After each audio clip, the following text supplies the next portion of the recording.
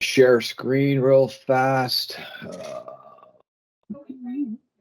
Screen. Okay, let's get this up. And, oops, you know what? Uh-oh. I don't think when I did this, we've done this too many times, Jamie. I think I forgot to, when I started to share, to turn on make sure the volume's on. And I didn't. Yep, there we go. Let's try that again.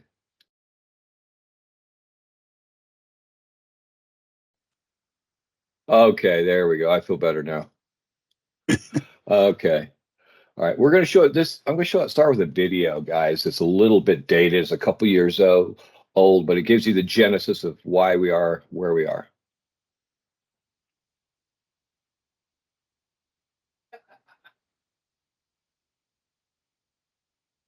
I took it as a mission and number one priority for me and my staff.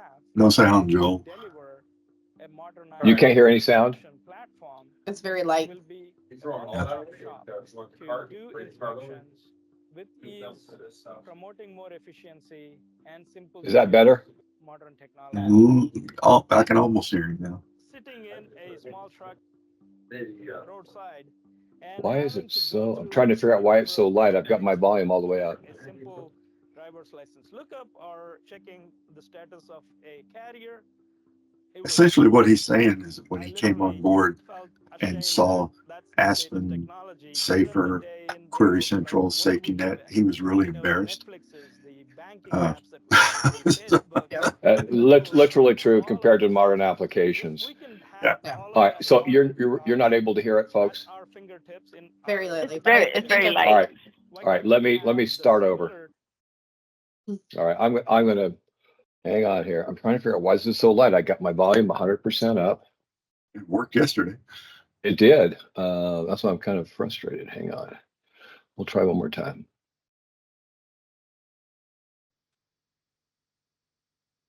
All right, let's try it again. Toolkit in our work life as well. Still light?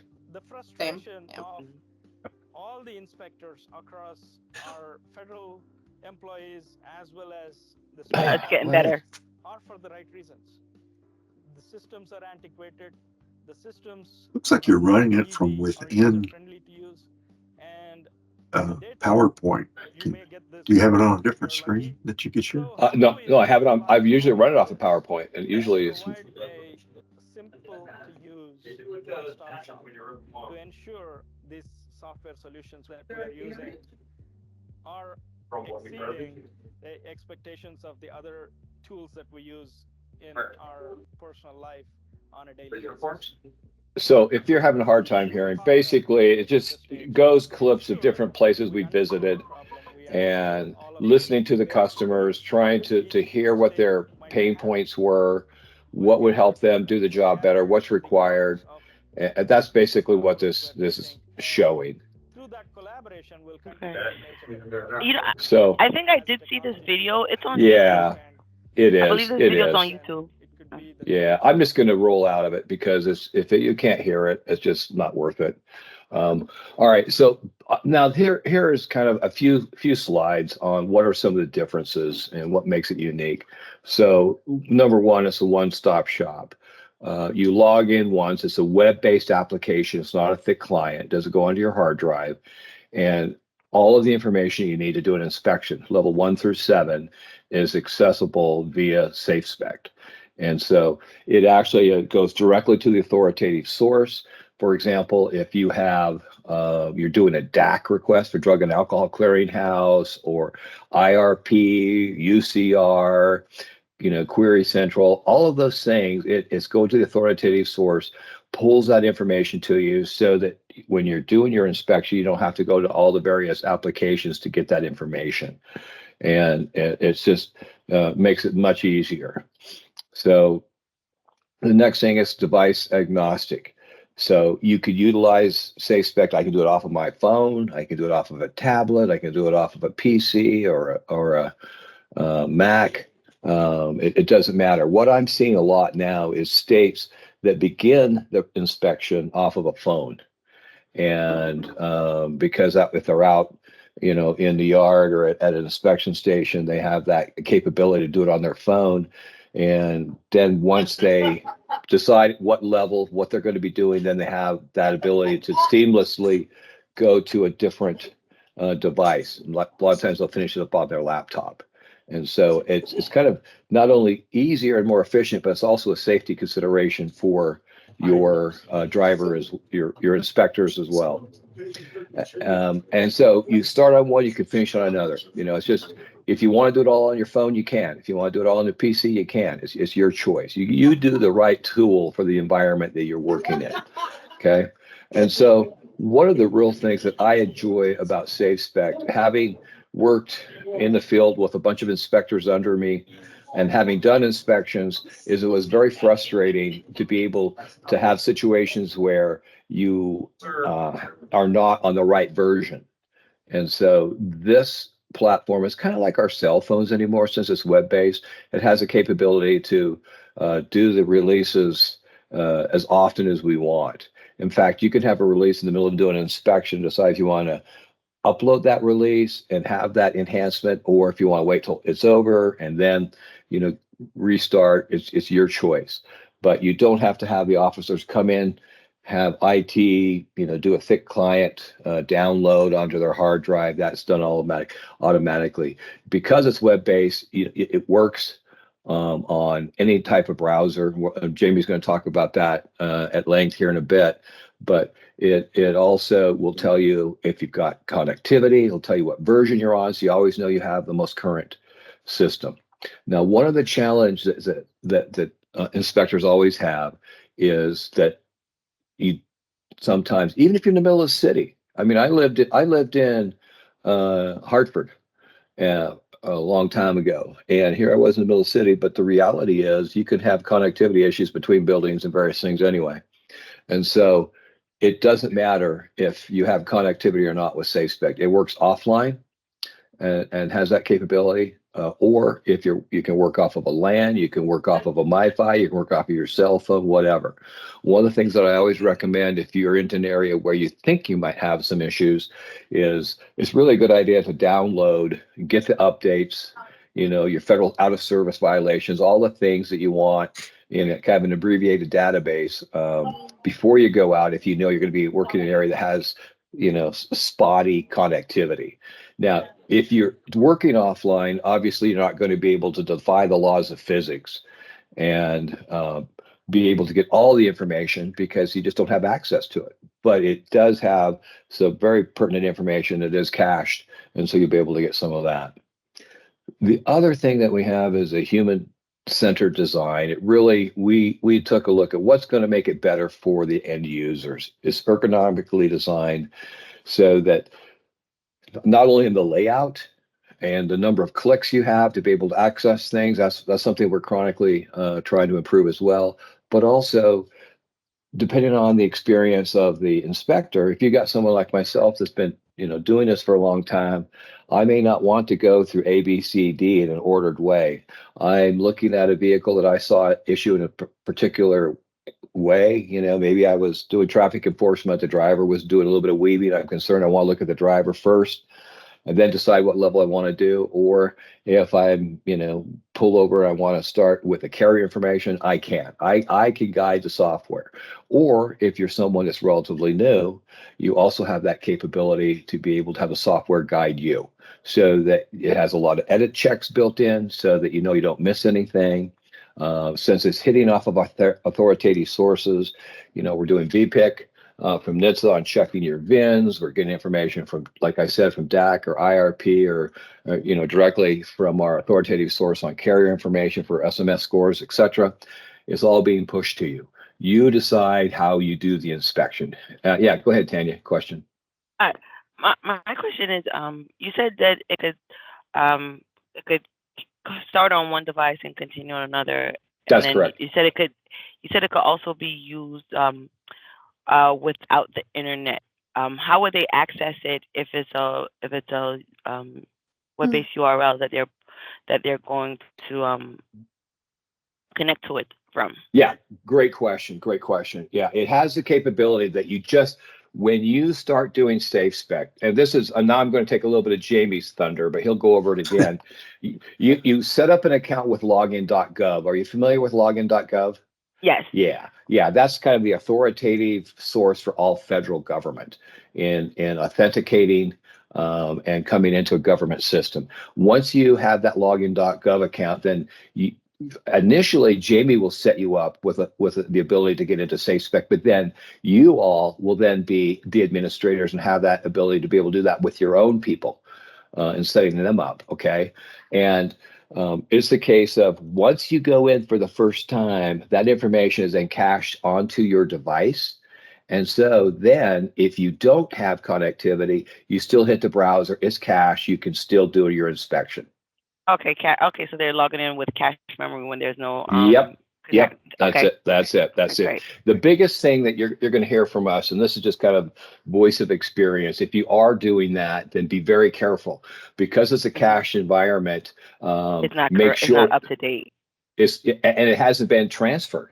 So make sure if you've done some online inspections that you then, once you have connectivity again, then it does a handshake. It will, go up and down, but you need to ensure that you don't clear your cache and lose that inspection by just, inadvertently. So make sure that it gets transferred before you clear anything out of your cache.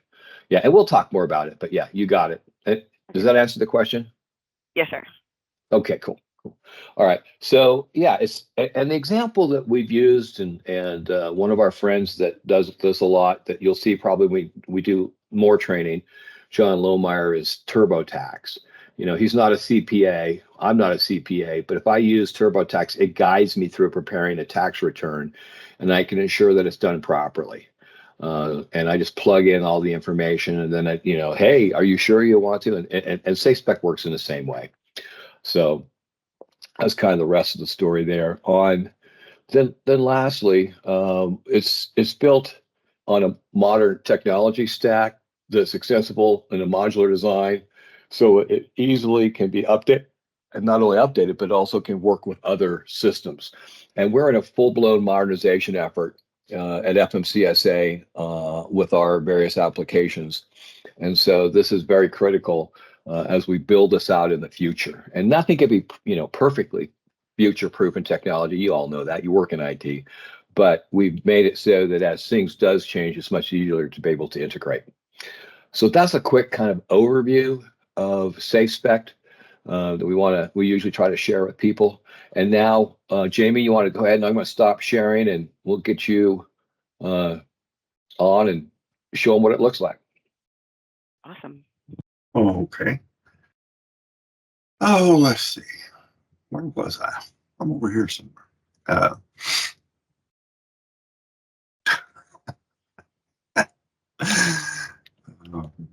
Here we go. All right. So, put that out of the way. We need to update data on this deck. We've actually made changes since March. Oh yeah. Yeah. I just noticed that. Yeah. I bet these people don't work here anymore either. If they ever did, they probably just stock footage. Anyway, okay. So terminology I'm going to use during this presentation, just to make sure we're all on the same boat, is the admin hierarchy, and that's the design of the user role structure within SafeSpec. I'll refer to a service center. As you know, FMCSA is divided into 4 service centers, and you all are under the Eastern Service Center. And so that, there's just a couple of users assigned at that level, and it's really just it's a functional level. There's no inspections being done at that level. And where that comes into play, I'll show you in a minute. And then divisions, of course, this aligns with the FMCSA. Why did it go away? Aligns with the FMCSA divisions, and they have their roles in the division there. And then agencies, and you all will be classified as an agency. It's usually, but not always, the lead MixApp agency in each state. And we can have multiple agencies in each state if you want to divide the work out that way. At that level of the hierarchy, you can have an agency admin, publisher, or more commonly known as the approver role, and you can have data queues analysts. And then we have groups. A group is a division underneath the agency, and that's where most of your inspectors, what's where inspectors must be, and has the most users in it. They have to be under a group. And the reason for this is larger states, not saying that Connecticut's a small state, I mean, bigger than Rhode Island, but if you go, okay, straight up. All right. But, you know, some states with a large number of personnel are dividing it up across their troops and what have you, and they can put a supervisor over a group and divide out the work that way. Let's see, and then the user, that's any human or alleged human that uses SafeSpec, and that's all the roles. And so we create a user account, and it must be assigned a role to access SafeSpec. And of course, the role, which I've already referred to several times, is a designation of the actions that a user can make. And so we have some predefined roles, what they can do, and what they're allowed to do according to that role. This is the 10,000-foot view of the way SafeSpec is set up in the hierarchy. At the top level, there's a system administrator, super admin, that does a complete setup of SafeSpec. And then we have the 4 service centers, just for giving out the hierarchy. Then we have the 52 division offices, and then the division offices will have 1 or more groups underneath, and then the state mix-app agency or a state agency is under the division, and then under the agency you'll have up to at least 1, as many groups as you need. And if you want to look at it down at the state level, it looks like this. You have you are the agency, and you can have, you must have at least 1, but you can have as many groups as you need, and inspectors must be assigned to a group. So that's the way that works there. So what the administrator does, if you're a SafeSpec administrator, you can create and update the groups within the agency. You can create and add and update users, and you assign the roles to those users. And the roles that you can assign are inspector, publisher or approver, data queue analyst, and data quality. I do need to update this here. We were proposing a new role for data quality that would combine a lot of the agency admin and the approver and the data queue analyst role, but we've since decided to perhaps rename the data queue analyst role to data quality and add some more functions to that role. So, and then we are in the future going to have a read-only role where a user can go into SafeSpec and look up a carrier, look up a driver, look up a vehicle, look at inspections on those individuals, so eventually it will be taking the place of Query Central with that read-only role. Okay, agency admin. You must have at least 1 agency admin per agency. It's best to have a backup for you in case you get run over by a motor coach or an irate person from Rhode Island because you're making fun of them being smaller. And you create Jamie, stay on task, Jamie. And we don't say motor coach. We say train or anything else. We don't use motor coach. Yes. Okay, the agency admin can create and maintain the state-specific fields, and you can create and maintain your fixed inspection locations. An agency admin cannot add or remove another agency admin. That's one of those things to protect, you have a little difference of opinion and somebody decides I'm going to take away the admin role from you, can't do that. So the ideal way to do that is this is where the division office comes into play. You contact who the division admin for SafeSpec is, not necessarily the FMCSA division administrator, but the SafeSpec division admin. Sometimes it's the same person, it usually is, but contact them and they can look down into your organization and assign that role to a user that's already defined. So, okay. Publisher role was originally known as the approver role, and I don't think we've changed any of the labels yet. You can assign it at the agency level. That's probably what you all will want to do, since you're using this for the back end updates and things. By assigning the approver role at the agency level, you can see all the inspections across your agency. If you were to go ahead and add the group to that role, then they can only see inspections in that group. So that's an option you have there. So the publisher role can view and edit any inspection that has been submitted or is in the already approved state. The publisher role can add notes to any inspection. And previously with our legacy systems, we had one big note blob on the inspection report. Now these are individual notes up to, I'm going to say up to 1,000 characters each.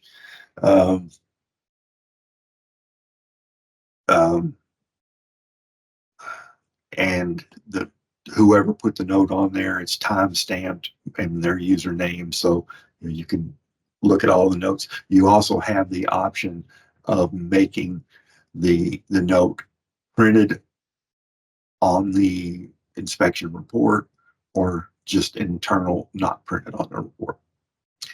And then the major function of the publisher role is that user can, can reject an inspection and would go back to the inspector for corrections. That probably wouldn't apply if you all are going to keep using your third-party software. You would do those edits there. But so, all right. Sorry, Jamie. So, I'm sorry, Jamie. Can you repeat what you just said? Hang on.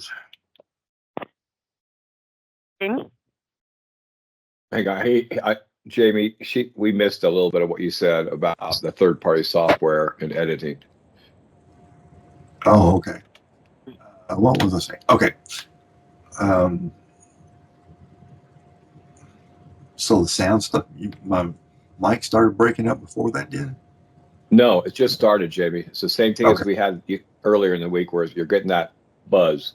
Yeah. Okay. Brand new computer and it's already breaking down. So third party, yeah. So the publisher role can reject an inspection and it turns it back to the inspector for the inspector to update. Since you all will be using third party software in the meantime, or however long you're going to be using it, you would probably want to do that within that third party software, not through SafeSpec. It would still get re-imported into SafeSpec. Okay. So the data queue analyst role or the data role, again, you can assign it at the agency level. That way that person can see every inspection within your agency, make the updates to it.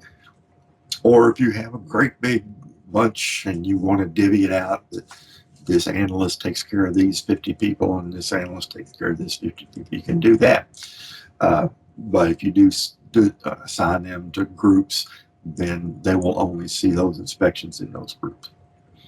So they can edit most any value in the inspection. They can change a violation, they can remove a violation, they can change the carrier. One advantage of the data queue analyst role is they have the ability to record the references back to data queues, the RDR number, the date that you got it, and what action was taken.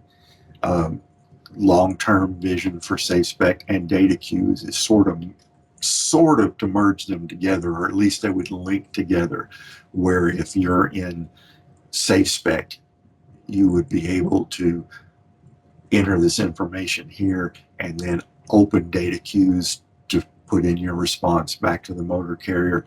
Vice versa, you could be in data queues and see an issue that was brought to your attention, click a button, and it would actually open up SafeSpec to that particular record where you can look at it. That's a future enhancement that we haven't started on yet. And then after these changes are made, the inspection is remigrated back to legacy systems for a couple more years. And of course, the inspector role, that's someone who actually does inspections. One advantage we have within SafeSpec is we can restrict that person to doing level 3 only inspections. So level 3 only. You can also mark that user, if they're not level 3, you can mark that user that they're certified to do level 6 inspections. The big difference is when they go into the system, they start an inspection, they can only select level 3. If they're level 6 certified, they'll have all levels of inspections available to them. If they're not level 6 certified, the level 6 icon will be disabled. So, inspector can query for a carrier, start an inspection, query the drivers through SIDLIS, check their ELD, and truck their drug and alcohol clearinghouse, all without leaving SafeSpec. They can query the vehicles and do past inspection lookups. And then, of course, submit a completed inspection. And then after the inspection has been submitted, they can edit that same inspection to put the repair confirmation on there. So that's that. So, any questions so far? Nope, not yet. Okay. So, I have already, where is it? Got the basic information in here for your agency. It appears like this. If you need to update anything, you click the Edit Agency button. I'm in our training environment right now, which we'll cover here in a few minutes. Got your agency name, the email or website where you take questions about about the reports, your address, city, state, zip code, phone number, fax number is optional. Do you allow users to adjust the beginning and end time? Yes or no? And currently, this may change, but we allow you to adjust it up to 20 minutes before the inspection and 20 minutes after the inspection ends. If you are going to enable state violation codes, then there's 2 places to check, and that is here, print the state violation code, and then you have to enable the state violation code. If you're one of the states along the northern or southern border of the United States and you get border enforcement money, you would turn that on there. It enables a few more questions. And then, do you capture the size and weight information for federal highways? If you do, there will be a couple more questions available to you here. And do you allow attachments to your inspections? In addition to notes, we allow an attachment of a file or a photo up to 2 megabytes in size right now. We're looking to make that larger because most people are using that we've talked about, or talked to rather, are using iPhones, and the smallest they can make an iPhone photo is still over 2 megabytes. So we're looking at that. And I found your logo on somebody's email yesterday, and I went there and loaded that for you. So you can make any of those changes you want, and then you click Save afterwards, and those things will be reflected here.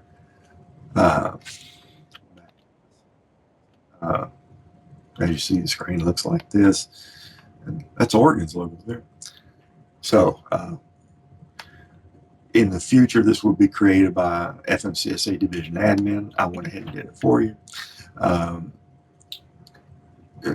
In order to do it, we encourage that FMCSA person to make sure they have the accurate, it's supposed to be data, to create the agency at first. But in case they didn't, then the state admin can come back and update it and correct it afterwards. All the information can be edited by an agency admin. And then you click save at the end. As I mentioned earlier, someone with the division admin role may not necessarily be the division administrator. So okay. And then groups. Well, talk about groups again. So why do we have groups? Inspectors are assigned at the group level. Each group can have specific settings. And I'll go into that here in a minute. The group's address and phone number will appear on the printed report unless you check a box to say print the agency's address and phone number on the printed report. And it spreads the publisher/approver's workload as as you have a lot of people that are in the groups. So they're on the screen. You select this tab here, and as you see, we have no group defined for you yet. You would click this Add Group button. You have to give it a name. It preloads your agency address and phone number. You can overwrite that if you wish. If you don't, you just leave it as it is. Do you use out-of-service decals? Yes or no? Do you collect HM shipper information? That is the shipper of the HM commodity. Do you require your inspections to be reviewed? Since you all are importing your inspections from third party, that really won't come into play, but just leave it as yes, because they come in, they're already marked approved. And then, is this a local jurisdiction? If you remember from Aspen, that was an option that the individual inspector could check. For instance, if you had some town in your state, I can't think of any towns. Oh, yeah, right there, Weathersfield. If you had local police that were certified for doing inspections, that inspector would have to remember to check that box all the time. So when you got to do your MCSAP quarterly report, it would have that calculation on there. In this way, you could define this entire group to be local jurisdictions, change that to yes, and then you would have a separate group just for tracking those people. And then on the report preferences, you can use the agency division address on the report. As you see, it's already filled in there. And you can use the agency division logo on the report. Or you can load a logo just for this, if it's a local police department, you can put their logo on there. It's still going to say your agency name in the very top left corner of the printed report. Then underneath it, it will say the name of the group. So for instance, if you had Connecticut, state, Connecticut DMV and Weathersfield Police Department, the inspection report would say it's the top Connecticut DMV, Weathersfield Police Department, and then whatever contact information you have. So back on this screen here, I'll go back to it here. There's some, as you notice all through SafeSpec, if something is required, it's going to have an asterisk. So the group name is required. County, region, beat, that is just some optional data you can put in there. It's for your use. You can look up things, do queries by that value. It's just up to you how to use it. Let's see what else. The phone and fax number are both optional for a group. If you put, if you don't check to put your agency address on the report, then you would probably want a phone number or fax number on there. And then do they utilize out of service decals? That comes into play if you do put a vehicle out of service, and it's going to prompt the inspector to put in out of service decal when they mark the violation out of service. And then does the group capture the HM shipper information, yes or no? So, and let's go back to the slides here. And as explained on the local jurisdiction, that's for your sub-grantees or other agencies that would make your state. Make any changes you want, click to save. Again, you know, this is just optional. However you want to define it, doesn't matter to us. And is it local jurisdiction? Let's see. State-specific fields. You will want to define these to match if you're capturing any state-specific information in your third-party software. You should also have that same state-specific information detailed in SafetyNet. And so we've replicated that functionality, except we enhanced it and made it better. We use the same terminology with the conception that, or with the understanding rather, that, or so, let me put that, the misconception that probably the same people that set up your state-defined fields in SafetyNet are still working there and they'd be familiar with this. But since SafetyNet's been around 20 years or more, 25 years now, my goodness. Joel, I think we need to buy an anniversary present. Some of that information might have been set up at the beginning and that person's no longer with you. Within SafetyNet, you had the concept of these state-specific fields would appear on pages. In SafeSpect, it's called a category. When you define them, the categories will appear side by side on the page, but when they're actually on the printed report, they go down sequentially. You could define the values in these state-specific fields as a character field, a date field, a float, which is a number with a decimal value, an integer, which is a whole number, and logical true false. It actually prints as yes, no on there. And we've got an enhancement request in to make a multi-selection box, like a drop-down list. Pick the value from this list so that someone doesn't have to fat finger in the text. When you go to do that, it's really simple. When you first click it, this default page comes up and you have to give the category a name. And then you start defining the fields. This page sample I'm showing you here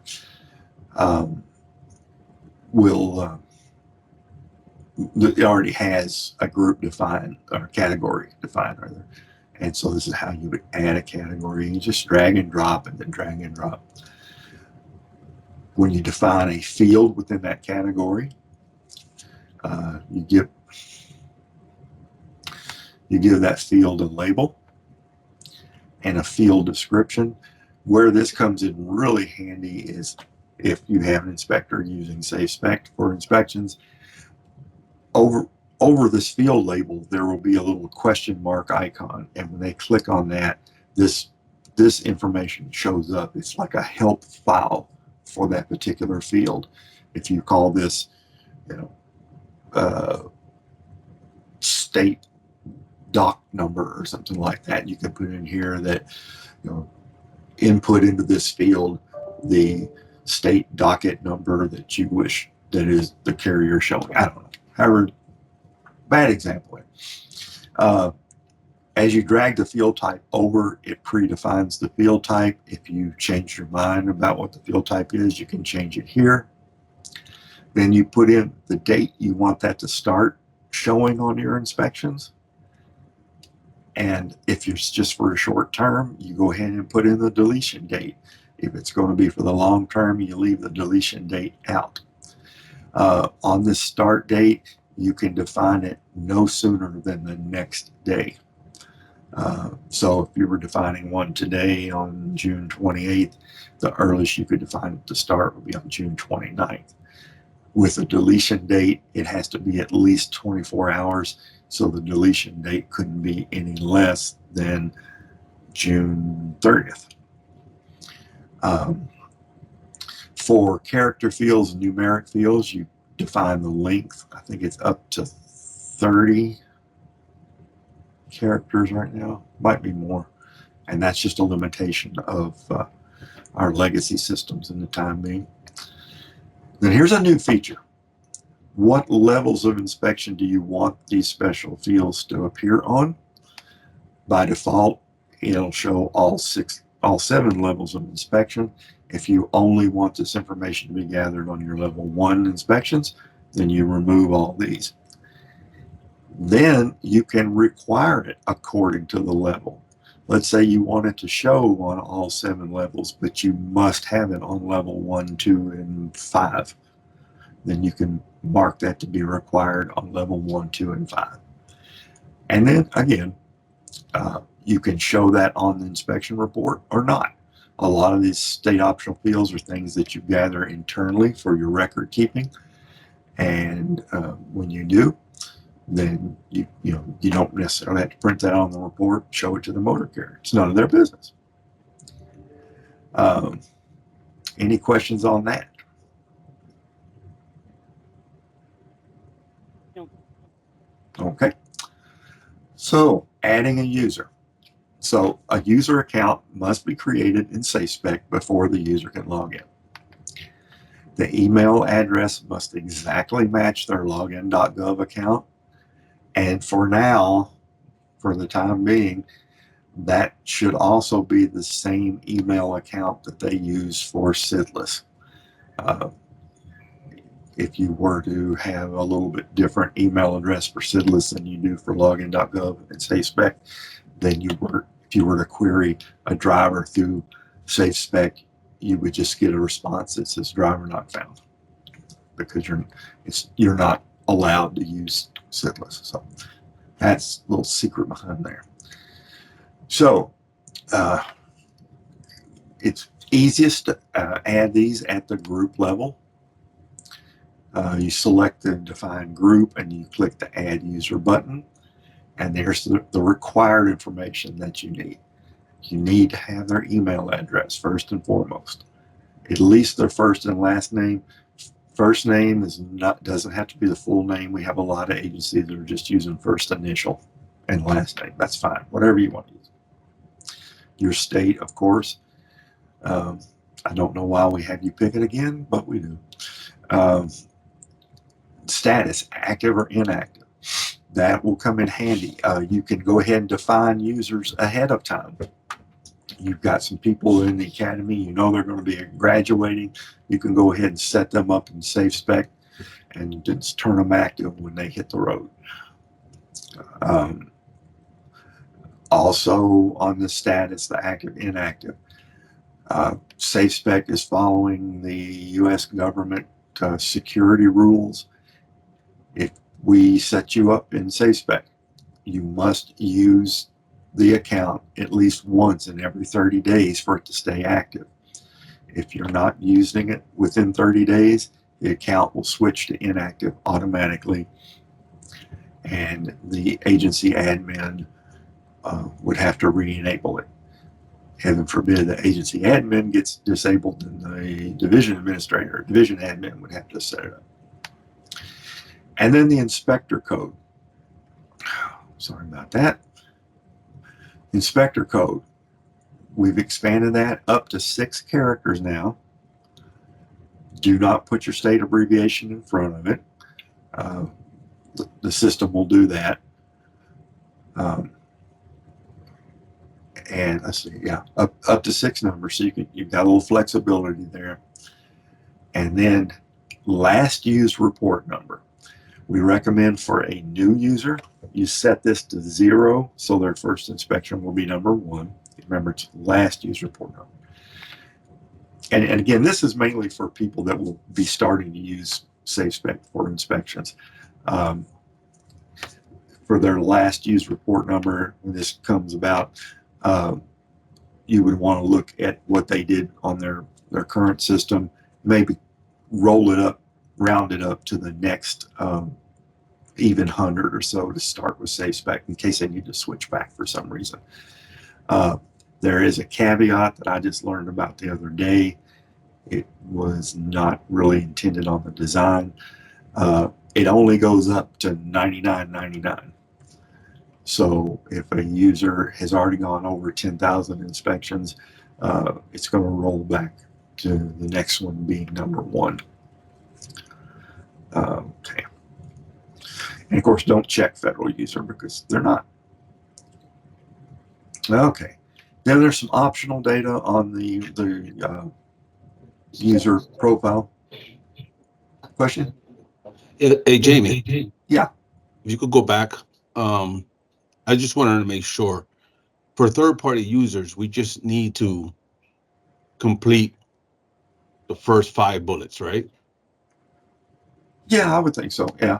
That's it. But the other 2 or the last one as well, right? Yeah, don't check federal user. And since they're not going to be using this for inspections, it's going to default to 1. I'd go ahead and set that to 0, and it won't increment any since they're not using SafeSpec to do inspections, and it won't change anything on your imported data. Okay. Yeah. So if you want to be fancy, you can put their rank in there. It's optional. It only allows up to 4 characters. Just whatever makes sense to you, whatever you use. Like I said, you only have 4 characters. Then we have this value radio number, and again, this is primarily for people who are actually using SafeSpec for inspection. It's just something they use, some other way you identify them other than their inspector code. You check whether they're level 3 only or if they're level 6 certified, and this won't apply to you either. Country of origin on the cargo destination page. For the people at the border, this saves them about 2 or 3 clicks. If you're northern border, you're going to see most of your incoming traffic coming from Canada. The southern border, you're going to see all your traffic coming from Canada, and that just saves them some clicks. It stays with the US, so you can leave it. So this is what the form looks like. There is a new value on here. Let me flip over here and actually show you a user page. Over here, I say email is required. Federal user, no. At least the first initial in the first name. Middle name's optional. Last name, rank is optional. Your state, right there. Status active or inactive. Their inspector code. That's optional because if you're not an inspector, you might not have an inspector code, so you can leave that blank. But I'll just show you what happens when you do select that. We're going to say this is inspector 9922, and let's see, radio number is optional. If he's doing level 3 inspections only, you select yes. If they're level 6 certified, select yes. Country of origin, I just mentioned. Review required. You don't necessarily need to worry about that right now because your imported inspections are already marked reviewed. Now, this one will come in handy, legacy inspector code. If their inspections from your third-party system have a different originator, different configuration after the 2 character states, put those characters in here. That will help SafeSpec match them to this inspector. And like I said, last used report number, it defaults to 1. For a new person, you want to set it to 0. And this is where, by choosing the state and an inspector code, this is what that person's inspection numbers will look like. And that's why I emphasize don't put the CT in front of it. We had one state that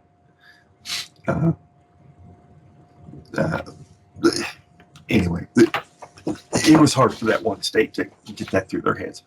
Anyway, so you do have 6 characters here. You could do something like if you want to note that this is fiscal year 24 for this guy, you could go 24, 99, 22, and then you would know that that inspection.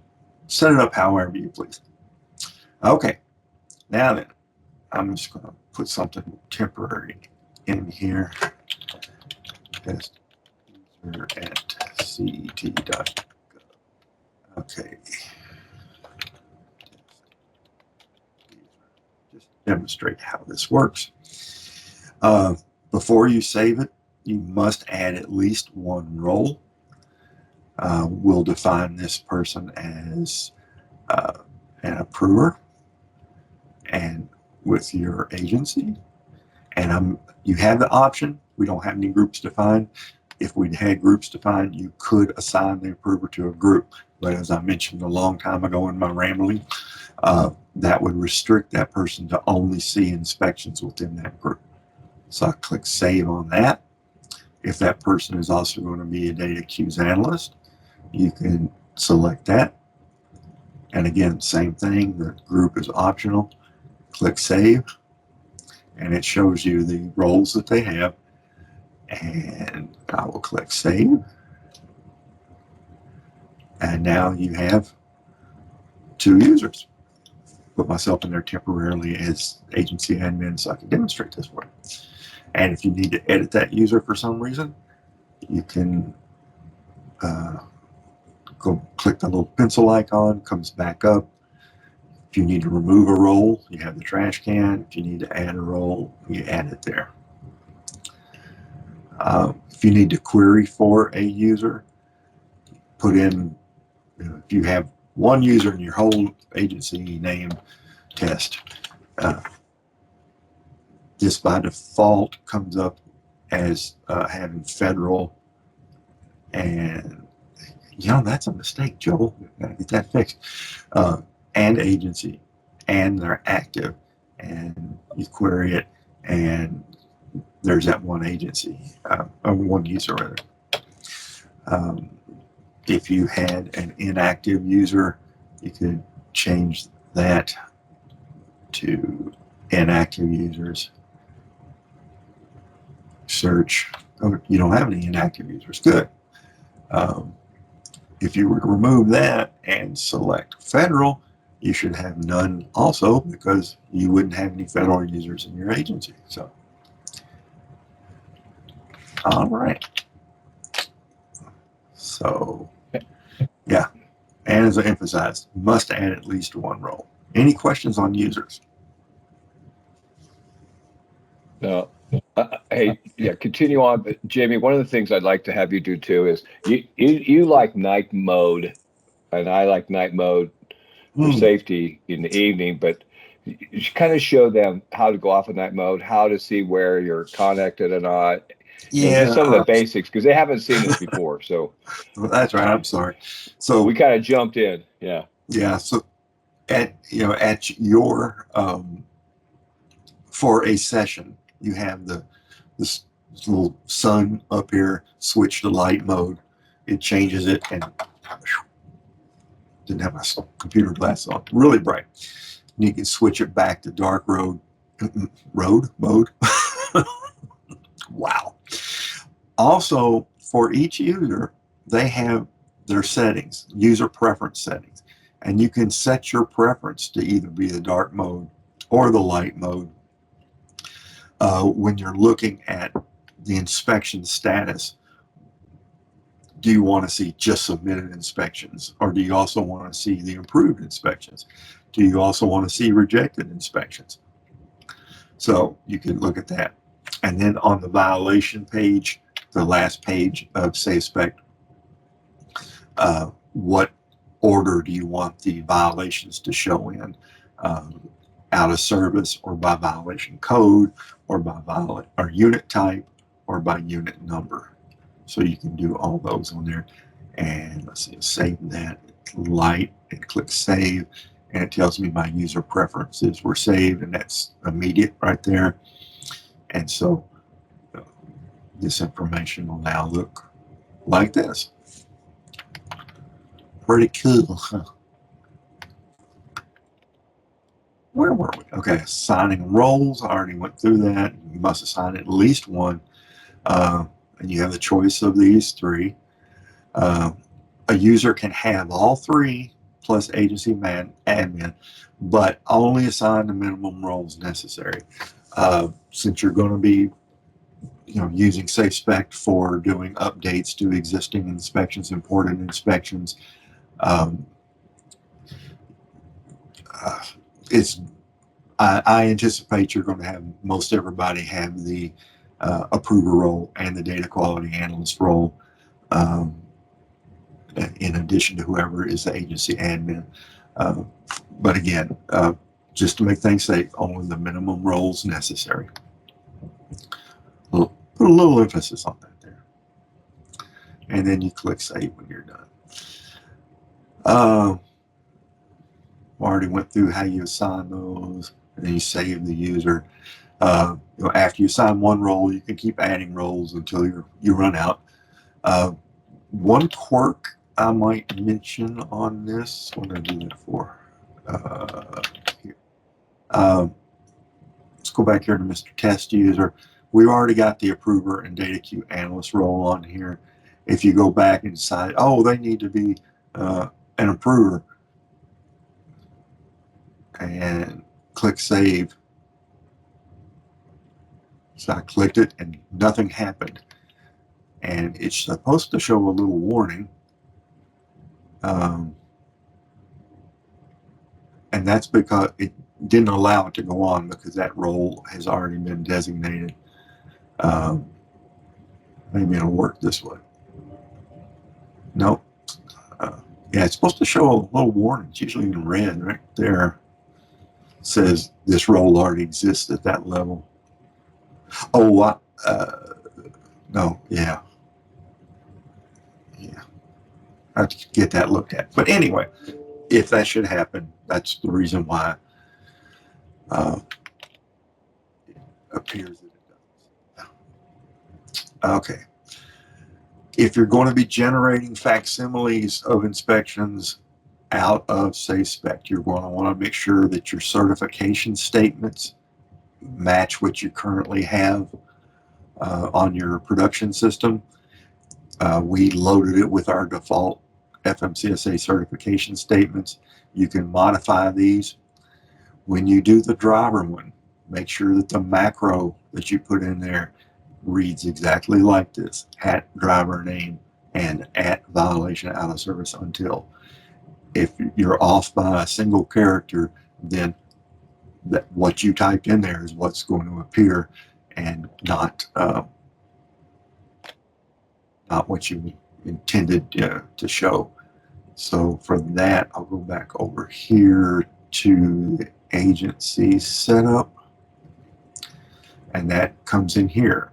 Report certification statements. It's listed on here what you can currently do. You have the driver out of service statement, and as I mentioned, that macro has to show exactly like that, and exactly like that to show the vehicle out of service and the regular out of service statement, the driver verification note, the motor carrier verification note also. And then we added this one here. This is other information that you might want on the report. A lot of states are using this for the human trafficking statement. And then lastly, something left over from Safety Net, the delinquent letter. Motor carrier has 15 days to sign and certify that they made their repairs and mail it back into you. And you go in there and you mark these inspections certified. SafeSpect has the ability to generate a letter to the carrier that shows that they didn't return this report to verify the defects within the allotted time.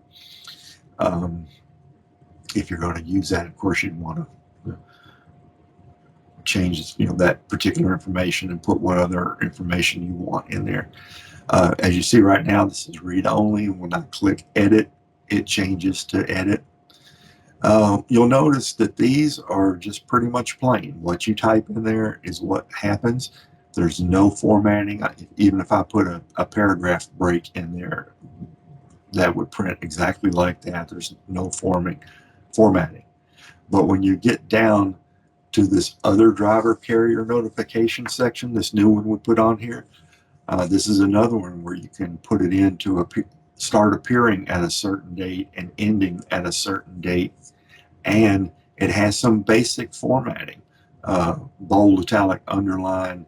You can put in a picture, and then there's some other settings you can make to it, and it lets you put that in there. Same thing for the delinquent letter header and footer. You can do some basic formatting with that. While I'm here, I'll quickly show you how the state-specific works. I don't have any set up initially. I'm going to click Get Started. It already has one category listed. I'm going to define that, and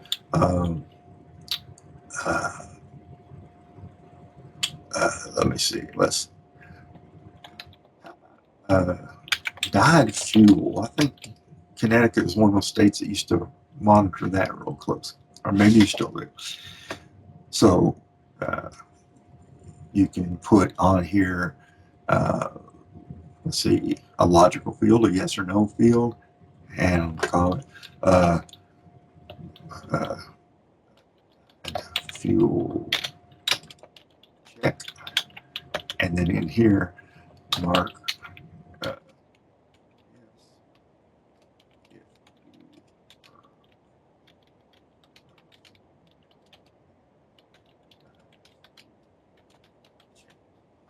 and then it would show here starting tomorrow.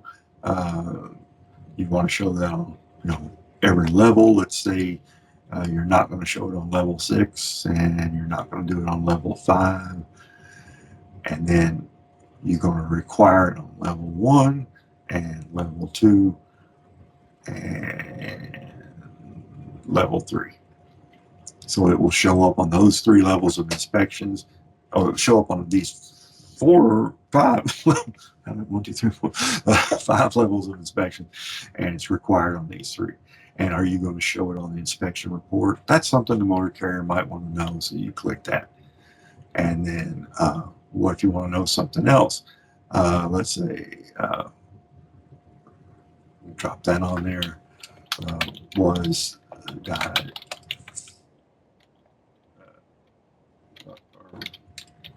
Let's say illegal fuel. And yeah.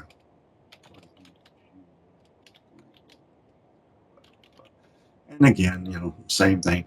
I would not mark that one required because the other one, anyway, yeah. So you got that.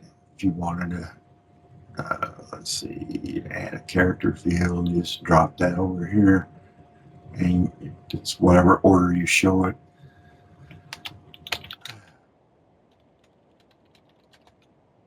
And we'll have this one only be on there until July 1st.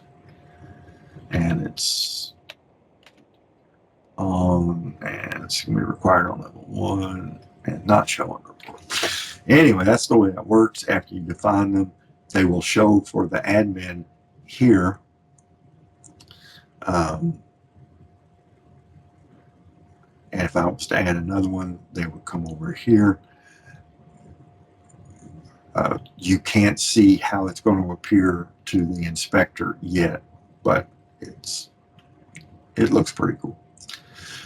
Fixed locations. Again, if you're not using SafeSpec for inspections, you don't have to do this. We did request about a year ago for every state to furnish us with their fixed inspection locations. And I have not received any from Connecticut. Not saying you all didn't send it. I didn't receive it. You can add your own. If you do add them, a location code is required. It's up to 6 characters. The facility name is required. For instance, I-95 northbound way station, whatever you call that place, that's required. You pick the county name from the list. What happened over there? The nearest city. We had some larger states, more rural states say, well, this fixed site's not in a city. The nearest city, the nearest. Either the street name or road name. We kind of prefer road name, equivalent to route number. Mile markers optional. And then latitude, longitude, it requires between 5 and 6 characters to the right of the decimal. And if you haven't already pinpointed that, what I usually do is go to Google Maps, and I'm going to zoom in here on the Prince William County Fairgrounds, and I right click on that, and right here at the top, that's the lat long that we're looking for. You click on that, it's copied. I go back over here, and just temporarily, I'm going to put it in here. And then I go over here to say 1, 2, 3, 4, 5, 6. That's 5. 6. Cut that, paste that right there. And then make sure you include the negative, or else it's going to show up over in Europe somewhere. Click that and save it. And oh, too many. Sorry. I'll call that one, and it should be all be uppercase. And next inspection.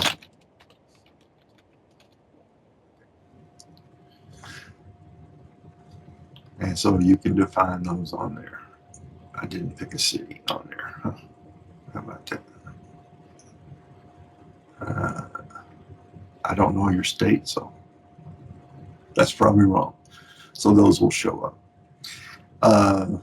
Again, if you're not using this for inspections, this may not come into play, but help links. This is this button up here.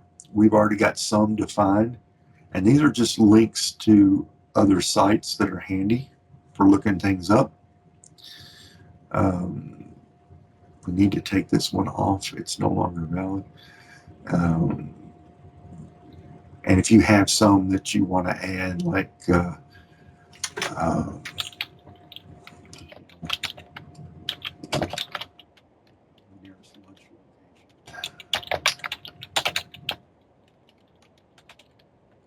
add that on there. And then I'm not sure if it shows up immediately. No, it doesn't. It come after the nightly refresh. It would show up on there. So that's pretty much it.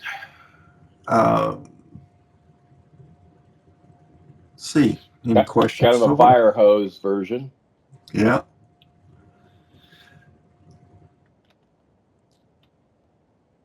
All right.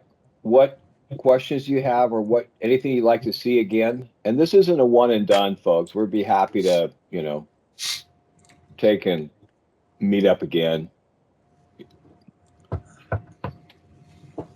I don't have any questions until we actually start inputting people in the system. Funny. So yeah, That- funny how that's that works. Yeah. Thing. I know. I was going to say the same thing. especially when it starts to turn into data transfer and how that works with our third-party software inspection program. So I'm sure we'll be tapping into both of your resources as soon as we get to that point. So I'm sure there'll be a lot more questions at that No, point. that makes sense. Yeah. Right now, there's nothing you need to do. All of your Connecticut inspections are in SafeSpec now. Mhm. When you upload them through Safer or to Safer, we copy them over. SafeSpec is the authoritative record of inspections now. And it's going back how far now, Jamie? We're 30 plus months. Yeah, we're going to keep at a minimum 36 months Yeah. of inspection data within the SafeSpec transactional database. After inspections are marked approved, then they go into our data lake, and we have not set an age on those. They're going to be there until we fill up the whole cloud. But in a few months, there's going to be some changes for third party. We're going to try to make it as painless as possible. We're going to take Safer out of the equation. Your third party software would still push this data up to an endpoint.